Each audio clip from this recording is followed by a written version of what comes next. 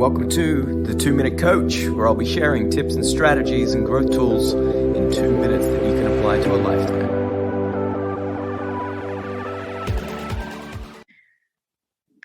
All right, so we mentioned before that we would talk about freedom of time. You've heard me say before that structure gives you freedom. And of course, the right amount of structure is specific to you and how you work and how you operate.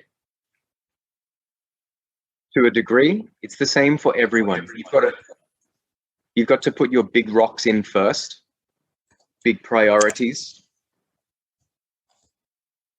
whether that's for yourself, for your relationships, for work, whatever it might be. The big rocks, big priorities go first. Then you fill it with the smaller rocks.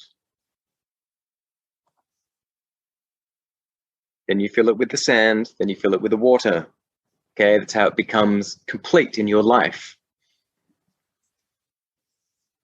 And however way you want to explain it. But the first thing to get that time freedom, and I will link this to the next slide, is your level of commitment. Of course, always. But you can always break down your level of commitment to certain areas, certain tasks, certain projects, certain elements in your performance matrix. It could even just be on the details around the daily routine of work that is your responsibility that you don't really want to do because it falls in your zone of incompetence. And so you half-ass it instead of committing to doing it well or commit to giving it to someone else, right? You still commit to all these different levels. But the key element of this freedom time is, I think we've all noticed that we're moving towards efficiency.